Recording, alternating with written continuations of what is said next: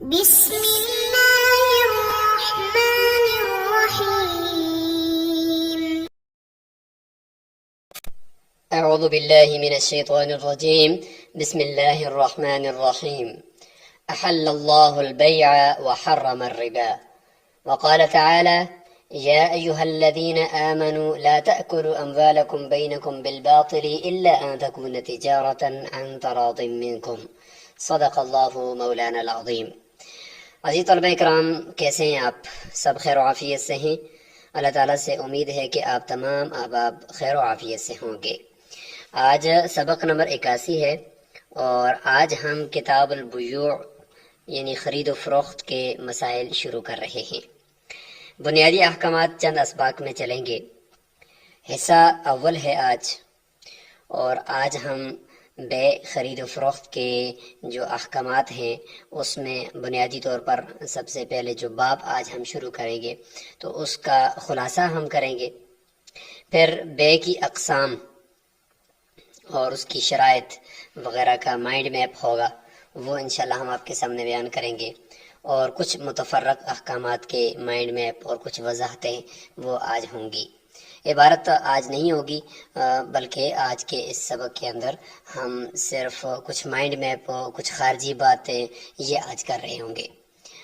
عزیز طلبہ کرام، بے جس کا معنی ہم نے یہاں پہ لکھ دیا خرید و فروخت، کیونکہ اس سے پہلے عبادات ہم نے پڑھ لی، روزہ، حج، زکوٰۃ، نماز، اس کے لیے طہارت، تو یہ ساری جو تھی وہ عبادات سے ریلیٹڈ چیزیں تھیں۔ تو عبادات کے بعد ظاہر ہے کہ انسان کے ساتھ اللہ تعالیٰ نے پیٹ لگایا ہے، اس نے لین دین بھی دنیا کے اندر کرنا ہوتا ہے، کچھ چیزیں اس نے خریدنی ہوتی ہیں اپنے جسم کے لیے، اپنے کھانے کے لیے، اپنے پینے کے لیے، اپنے رہائش کے لیے، اپنے رہن سہن کے لیے، اور کچھ چیزیں اس نے فروخت کرنی ہوتی ہیں تاکہ وہ ان چیزوں کو فروخت کر کے، کمائی کر کے، مزدوری کر کے اپنے گزر بسر کر سکے، اپنے بچوں کا اپنا پیٹ پال سکے۔ تو اللہ تعالیٰ نے انسان کے ساتھ ان ضروریات کو رکھا ہے، تو لہٰذا اس کو کہتے ہیں معاملات۔ تو یہ معاملات کا دین یہاں سے شروع ہو چکا ہے، لہٰذا معاملات کو ہم اچھی طریقے سے پڑھیں گے کہ صرف عبادات تو نہیں ہے دین کے اندر، بلکہ دین ہمیں معاملات بھی سکھاتا ہے کہ کس طریقے سے آپ نے لین دین شرعی اصولوں کے مطابق کرنا ہے۔ اسی کا نام ہوتا ہے بیع۔ تو بے با سے ہے، اور با یعنی مطلب اگر آپ ہاتھ کو کہیں تو کیا ہوتا ہے کہ ہاتھ میں ہاتھ دے رہے ہوتے ہیں خرید و فروخت کرنے والے، جب ایک دوسرے میں بیچنے والا اور دوسرا خریدنے والا جب آپس میں بات کرتے ہیں تو دیکھو ہاتھ پر ہاتھ مارتے ہیں، ہاتھ میں ہاتھ دیتے ہیں، تو اس کو با سے آپ اس کو لے سکتے ہیں عربی کے اندر، تو اس لیے اس کا معنی ہم نے رکھ دیا با بے سے یعنی خرید و فروخت۔ تو یہ انشاءاللہ آج ہم اس کے متعلق گفتگو کر رہے ہیں۔ تو مفہوم تو آپ کے سامنے بالکل واضح ہے کہ دکان سے جا کر ہم کچھ چیز خریدتے ہیں، دکان جس نے ڈالی ہوئی ہے تو وہ اس چیز کو بیچ کر اپنے پاس روپے کماتا ہے، اور ان روپیوں کے ذریعے سے اور مزید وہ تجارت آگے کرتا ہے۔ تو یہ ایک تجارت، یہ بزنس جو اس کی سینکڑوں ہزاروں صورتیں آج کل رائج ہو چکی ہیں، جیسے کہ مختلف کمپنیوں کے بزنس ہیں، اور فیکٹریوں کے اندر بزنس ہو رہے ہیں، مارکیٹوں میں بزنس ہو رہے ہیں، بینکنگ کا ایک پورا سسٹم ہے۔ تو یہ پورا ایک نظام جو چل رہا ہے یہ سارا معاملات ہے۔ اب اس معاملات کو کس طریقے سے شرعی اصولوں پر لائیں گے، اس سے متعلق ہم احکامات پڑھیں گے۔ تو کتاب البیوع جو ہوگی اس میں مختلف قسم کے ہم صورتیں انشاءاللہ وہ پڑھ رہے ہوں گے۔ تو خارجی مفہوم آپ کے سامنے آنا چاہیے کہ چاہے آپ اپنے گھر میں بیٹھ کر دو بندے آپس میں سودا کر رہے ہوں، کوئی چیز ایک بندہ بیچ رہا ہے، دوسرا خرید رہا ہے، جانور ہے، کچھ چیز بھی ہے جسے گھروں کے اندر ہوتا ہے۔ اسی طریقے سے مارکیٹ کے اندر آپ جاتے ہیں تو وہاں پہ دکاندار سے آپ کچھ چیز خرید رہے ہوتے ہیں، کچھ چیز دے رہے ہوتے ہیں، تو اس میں کچھ شرائط ہوتی ہیں، کچھ اس کے احکامات ہوتے ہیں، کچھ اس کے ارکان ہوتے ہیں۔ تو اس پورے جو آپ سودا کر رہے ہوتے ہیں اس سودے کا نام بے ہے، اور اسی سودے کو عقد بھی کہتے ہیں، اسی سودے کا نام صفقہ بھی ہوگا عربی کے اندر۔ تو بنیادی طور پر یہی سودا ہوتا ہے جو انسان ایک دوسرے کے ساتھ کر رہا ہوتا ہے۔ تو اس حوالے سے اگر دیکھا جائے تو بے اور خرید و فروخت کی یہ تعریف بن جائے گی کہ لغت میں تو یہی ہو جائے گا کہ مبادلۃ الشیء بالشیء، ایک چیز کو دوسری چیز کے ساتھ بدلنا۔ تو مطلقاً تو اس کی تعریف یہی بنے گی۔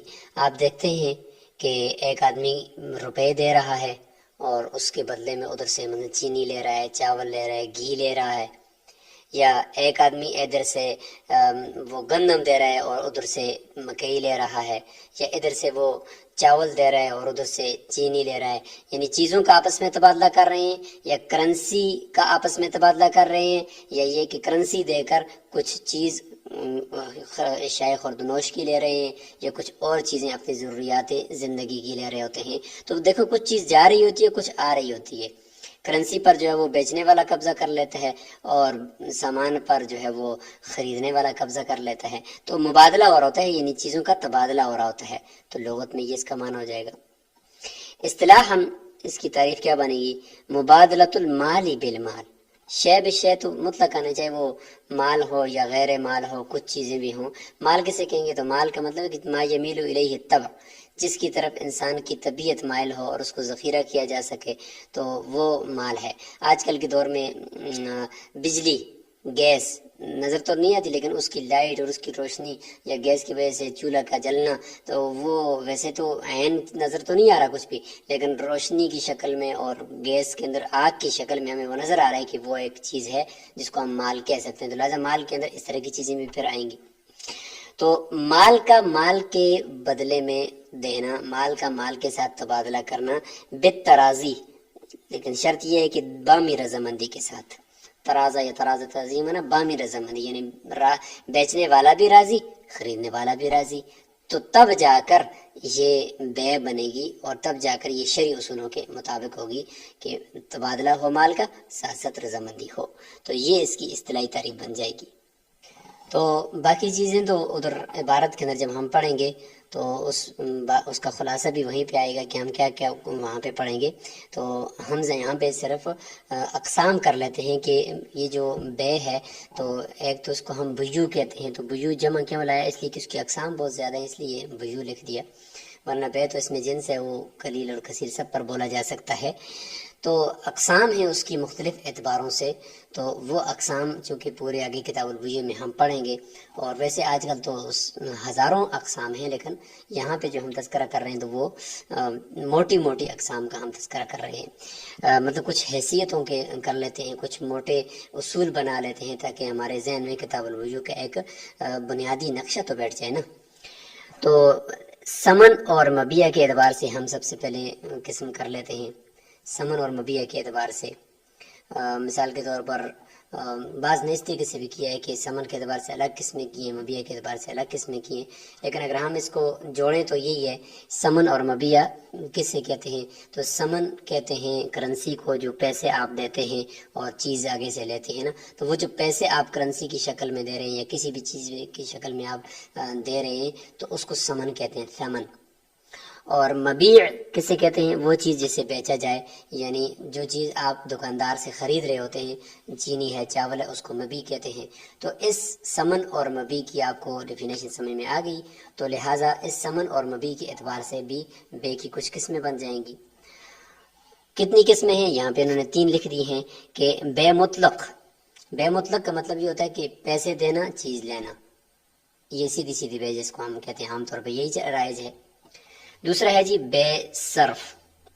بے صرف کہتے ہیں کہ کرنسی، یعنی صرافہ بازار آپ نے سنا ہے نا، تو صرافہ بازار کا مطلب یہ ہوتا ہے کہ جہاں پہ سونارے ہوتے ہیں، وہاں پہ جہاں سونا اور چاندی کے زیورات بکتے ہیں، سونا اور چاندی کے زیورات کے علاوہ صرف ڈلی کی شکل میں، خام مال کی شکل میں سونا بک رہا ہوتا ہے، اور اسی طریقے سے چاندی بھی اس میں سکے ہوتے ہیں۔ تو غرض یہ کہ کرنسی کا کرنسی ہے، چونکہ یاد رکھیں سونا اور چاندی یہ خلقتاً پیدائشی طور پر اللہ تعالیٰ نے ان کو کرنسی پیدا کیا، یعنی یہ کرنسی ہی ہیں، دوسرے معنی میں ثمن ہی ہیں، یہ مبیع نہیں ہوتے، یہ ثمن ہی ہوتے ہیں، حقیقت میں یہی ثمن ہے۔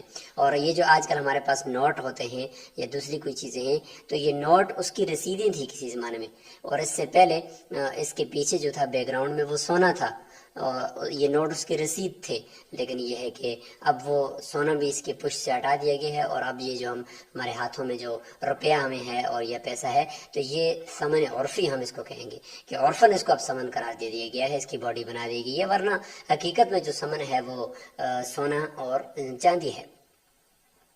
تو یہ ہو گیا جی کہ سمن دے کر چیز آپ لے رہے ہیں. یاد رکھیں اس میں جو دراہم اور دنانیر، دینار جو ہے وہ ملکوں کی کرنسی ہے، بعض ملکوں کی درم کرنسی ہے. تو یہ درم چاندی سے بنتا ہے اور دینار سونے سے بنتا ہے. تو یہ دے کر آپ کو چیز لے رہے ہیں. اور تو بے صرف کیا ہوگی کہ بے صرف میں ایک طرف بھی کرنسی ہے دوسری طرف بھی کرنسی ہے، ایک طرف درم ہے دوسری طرف درم ہے، یا ایک طرف چاندی دوسری طرف سونا، یا ایک طرف سونا دوسری طرف کوئی اور مطلب رقم وغیرہ ہے. تو اس کو ہم کہیں گے کہ یہ بے صرف ہے. اور تیسری ہے جی بے مقایضہ. بے مقایضہ کا معنی ہے کہ دونوں طرف کرنسی نہیں ہے، دونوں طرف سامان ہے. مثال کے طور پر ایک طرف گندم آپ دے رہے ہیں اور ادھر سے مکئی لے رہے ہیں، ادھر سے چاول دے رہے ہیں اور ادھر سے اس کے بدلے میں آپ چینی لے رہے ہیں. تو یہ چیزیں آپس میں تبدیل ہو رہی ہیں، اس کو کہتے ہیں بے مقایضہ. تو یہاں یہ سمن اور مبیع کے لحاظ سے ہو گئی. ادائیگی کے لحاظ سے بھی بے کی 4 قسمیں بنتی ہیں. بے حال ہے جی، نقد بے یعنی پیسے فوری دیے اور فوری چیز لے لی، اس کو بے حال کہتے ہیں. اور بے مؤجل کہ اس کا نیٹا لگایا جا رہا ہے، یعنی یہ کہ ابھی پیسے نہیں ہیں آپ کے پاس، آپ نے چیز خرید لی ہے اور نیٹا لگایا کہ بھئی 1 مہینے کے بعد میں آپ کو پیسے دے دوں گا، بشرطے کہ آپ نیٹا معلوم ہونا چاہیے. اگر مجھول ہوگا تو یہ بے درست نہیں ہوگی. بے سلم کہ چیز آپ نے بعد میں لینی ہے، ایڈوانس اس کی بکنگ کروا دی آپ نے کہ بھائی یہ اتنے پیسے لے لو اور 1 مہینے کے بعد آپ مجھے اپنی یہ جو کھیتی جب آپ کی نکل جائے تو مجھے اتنے من گندم دے دینا. تو اس کو کہتے ہیں بے سلم. بیع الدین بالعین بھی اس کو کہتے ہیں. استثناء کا معنی یہ کہ آرڈر پر چیز آپ تیار کرواتے ہیں کہ بھئی موچی کو کہا کہ بھئی میرے لیے جوتا تیار کر لو، یا کسی کو آرڈر دے دیے کہ بھئی مٹھائی کے آرڈر دے دیے کہ اس کو تیار کر لو تو آپ لے کر آگے.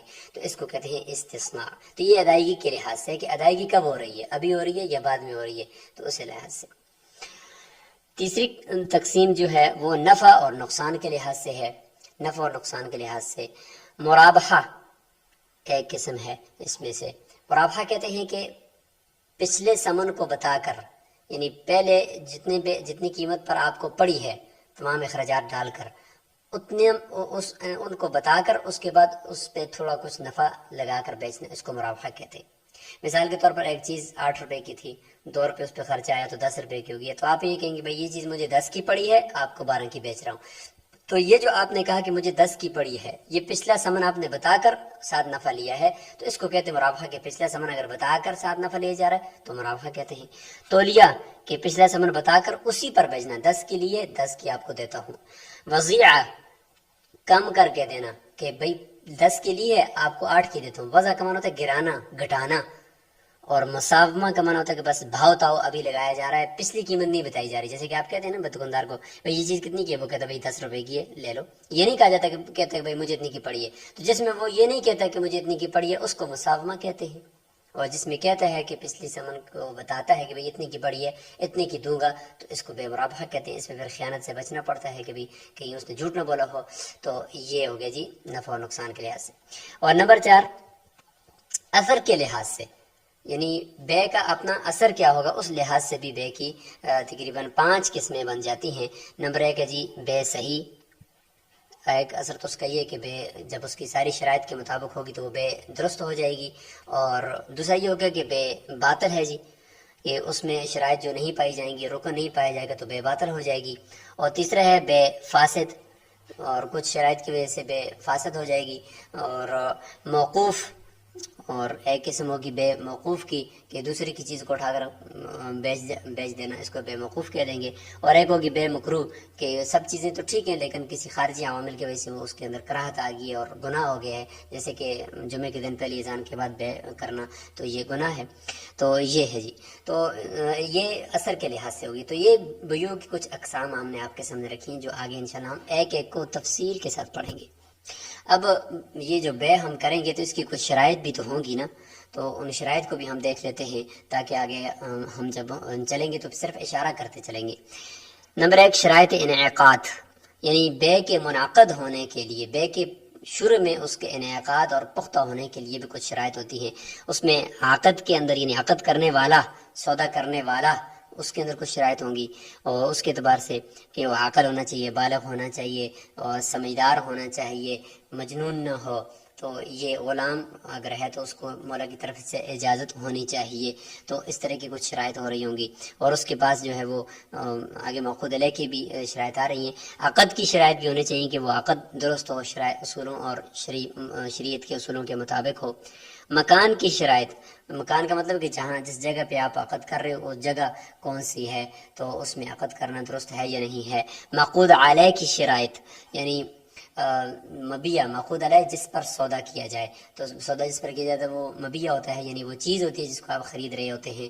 تو اس چیز کی شرائط کہ وہ چیز موجود نہیں ہو، اس کی مقدار معلوم ہو، اس کی صفت معلوم ہو، سب میں موجود ہونی چاہیے. اگر موجود نہیں ہے تو پھر بے نہیں ہوگی. اگلے جو بیچنے والا ہے اس کی ملکیت میں ہونی چاہیے، اگر ملکیت میں نہیں ہے تو پھر درست نہیں ہوگی. یہ اور دوسرے نمبر پر شرائط صحت ہیں کہ بے کے صحیح ہونے کی شرائط کیا کیا ہیں. اس میں شرائط خاصہ کچھ ہوں گی، کچھ شرائط عامہ ہوں گی. انشاءاللہ وہ ہم آگے آہستہ آہستہ شرائط میں ہم پڑھتے رہیں گے. اور تیسری ہوگی شرائط نفاذ، بے کے نافذ ہونے کی شرائط. اس میں یہ ہے کہ ولایت ہے، اور مطلب ہے کہ خود اس کا مالک بھی ہو اور غیر کا حق نہ ہو، کسی دوسرے کی چیز اٹھا کر نہ بیچ رہا ہو، اس سے پھر بے نافذ نہیں ہوتی. اور شرائط لزوم کا مطلب کہ وہ بے تو آپ نے کر لی لیکن لازم ہے، پکی ہو چکی ہے، یا ابھی تک غیر لازم ہے. تو بتاتے ہیں کہ وہ اگر غیر لازم ہے تو وہ والی ہوگی جس میں کوئی اختیار آپ لگا رہے ہیں کہ بھائی میں تب اس چیز کو خریدوں گا کہ میں تھوڑا سا بھائی سے مشورہ کر کے آتا ہوں اور اس کے بعد آپ سے خریدوں گا، جسے اس کو خیار شرط کہتے ہیں. یا یہ کہ بھائی چیز میں نے دیکھی نہیں ہے، میں چیک کروں گا، مجھے اگر پسند آئی تو میں لے لوں گا ورنہ واپس کروں گا. خیر رویت اس کو کہتے ہیں، رویت سے ہے. اور جا کر آپ نے گھر میں دیکھا تو اس چیز کے اندر کوئی ایسا ہے جو بھائی کے پاس سے آیا ہوا ہے تو آپ اس کی وجہ سے واپس کر سکتے ہیں. تو اس طرح کی اگر یہ خیار اگر آپ لگا رہے ہیں درمیان میں تو سمجھ جائیں کہ یہ بے لازم نہیں ہے. بے لازم وہی ہوتی ہے کہ جس کے اندر اس طرح کے کوئی اختیارات نہیں ہوتے. تو یہ کہتے ہیں کہ خیارات سے خالی ہو. آخر میں کچھ وضاحتیں ضروری ہیں تاکہ ہمیں ایک کرائٹیریا ہمارا کلیئر ہو جائے، اور یہ جو ہم پڑھ رہے ہیں تو کیا ہم کس طریقے سے پڑھیں گے، کس اینگل سے پڑھیں گے، تو یہ ساری چیزیں بھی ذرا سامنے آنی چاہیے. یاد رکھیں اس میں سب سے پہلی وضاحت جو ہے وہ یہ ہے کہ عربی اور غیر عربی اصطلاحات میں ہم نے فرق کرنا ہوگا.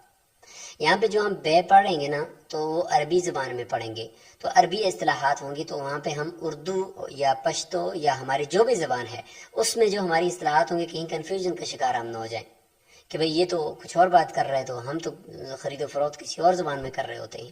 تو کوئی بات نہیں، آپ اپنی زبان میں کریں، لیکن یہ کہ کچھ نہ کچھ اس عربی سے ہم ماخوذ کر کے ہی کر رہے ہوتے ہیں، اور اگر نہیں کر رہے ہوتے تو ہم اس طرح کرنا چاہیے. تو یہ ہے کہ اصطلاحات اگرچہ چینج ہوں گی لیکن چونکہ زبانیں چینج ہیں، لیکن اس کے باوجود اصل جو مدار ہوگا وہ شریعت کے اسی اصول پر ہوگا جو اصول بتایا جائے. نمبر 2، قدوری میں صرف بنیادی اصطلاحات ہوتی ہیں. یاد رکھیں کہ ہم قدوری میں اتنا تفصیل سے تمام بینکنگ کے سسٹم کو یہاں، تمام سودی نظام کو یہاں ذکر کریں، تمام جو ہے وہ مارکیٹوں کے ہزاروں قسم کے ابھی ڈیجیٹل بزنس ہونے شروع ہو چکے ہیں، ڈیجیٹل کرنسیاں آ گئی ہیں، تو ہم سب اس کتاب کے اندر بہرحال ڈسکس نہیں کریں گے. آگے بڑی کتابیں ہدایہ ہے، شرح وقایہ ہے، کنز ہے، ان میں انشاءاللہ ہم ڈسکس ضرور کریں گے. اس میں البتہ اشارے کریں گے کہ اصل تو یہ ہے کہ آپ نے سمجھنا ہے کہ بنیادی، چونکہ یہ فقہ حنفی کا متن ہے اور اس میں فقہ شافعی کو بھی ہم ٹچ کر رہے ہوتے ہیں، بتا رہے ہوتے ہیں، ساتھ ساتھ دوسرے کو چونکہ سب کو سمجھنا ہے. تو سب سے پہلے ہم نے بنیادی طور پر اصولوں کو سمجھنا ہے کہ اصول کیا ہے. تو یہاں پہ صرف آپ اس کتاب میں اصول سمجھیں کہ دین کا اصل ماخذ جس سے یہ بینکنگ کا مسئلہ نکلے گا وہ اس کے پیچھے جڑ کیا ہے، تو وہ جڑ ہم آپ کو بتا رہے ہوتے ہیں. آگے انشاءاللہ تفصیلات آپ خود بھی دیکھ سکتے ہیں اور آگے بڑی کتب کے اندر بھی آپ دیکھ سکیں گے. تو یہ بتانا مقصود ہے کہ ہم یہاں پہ انتہائی اختصار کے ساتھ صرف اشارے کرتے کرتے کرتے آگے چلیں گے، اور بنیادی جو ہمارا فوکس ہوگا وہ عبارت اور اس کو حل کرنے کے اوپر ہوگا، جس طریقے سے ہم نے پہلے اسباق میں آپ کو بتایا تھا. نمبر 3، مثلی اور قیمی کسے کہتے ہیں. مثلی کا مطلب یہ ہوتا ہے کہ جو چیز آپ خرید رہے ہیں، اگر مارکیٹ میں اگر آپ کسی کے گھر سے اس کو خرید رہے ہیں، کسی بندے کے پاس سے اس کو خرید رہے ہیں، اور اگر مارکیٹ میں اسی جیسی چیز مل سکتی ہے تو اس کو مثلی کہتے ہیں، اور اگر نہیں مل سکتی تو اس کو قیمی کہتے ہیں. قیمی یعنی اس کی پھر قیمت کا یہ اندازہ لگایا جا سکتا ہے، اسی جیسی چیز تو مل نہیں سکتی، تو اس کے آگے کچھ ضرورت پڑتی ہے، تو اس لیے ہم نے اس کی تعریف یہاں پہ کر دی. چوتھے نمبر پر ہے جی جدید بیوع کا تنوع. وہی بات میں نے جو کی کہ بھئی بہت زیادہ بیوعات ہیں، بہت زیادہ اقسام ہیں، تو اس کو ہم پھر صرف اشارہ کریں گے، کبھی اس کی طرف تفصیل سے اندر گھس کر ہم اس کو دیکھنے کی کوشش نہیں کریں گے. آپ اس پہ پھر خود ریسرچ کریں گے جب آپ کو ایک اصل اور قاعدہ آپ کو نظر آ جائے گا. نمبر 5، قواعد فقہیہ کے ذریعے تدریس۔ ہم یہاں پہ قدوری کے اندر آپ کو جو ہے وہ بتائیں گے، تو یہ نہیں ہوگا کہ بھئی آپ کو پتہ ہے کہ بھئی فقہ کے اندر ایک مسئلہ ذکر کیا ہوگا، اس کے بعد دوسرا مسئلہ، تو آپ کو پتہ ہی نہیں چلے گا کہ ان دو مسئلوں کا آپس میں ربط کیا ہے، کیا کیف متفق صاحب قدوری نے بس جو مسئلہ ذہن میں آیا ڈال دیا، جو آیا ڈال دیا، جو آیا ڈال دیا، نہیں، ایسا نہیں ہے، بلکہ فقہ کے اندر کچھ اصول ہوتے ہیں، کچھ قواعد ہوتے ہیں، ان قواعد کے تحت مسائل بہت سارے آ رہے ہوتے ہیں۔ ایک قاعدہ فقہیہ ہوگا، اس کے نیچے بہت سارے مسائل آئیں گے، مثالیں آئیں گی، تو فقی کے ذہن میں وہ قاعدہ ہوتا ہے، وہ اگرچہ بتاتا نہیں ہے لیکن اس قاعدے کے تحت وہ نیچے مسائل کو ڈال رہا ہوتا ہے، جمع کر رہا ہوتا ہے اس باب کے اندر یا اس فصل کے اندر۔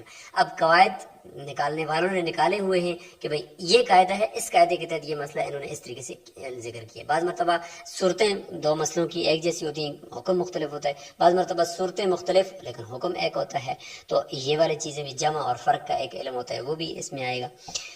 نمبر 6، بائع اور مشتری، جیسے بتا دیا کہ بھئی جو دکاندار ہے، جو چیز آپ پر فروخت کر رہا ہے اس کو بائع کہتے ہیں، کیونکہ بیع سے ہے نا، کہ تو بائع اس میں فاعل کا صیغہ ہے کہ بھئی بیچنے والا۔ اور مشتری کسی کو کہتے ہیں؟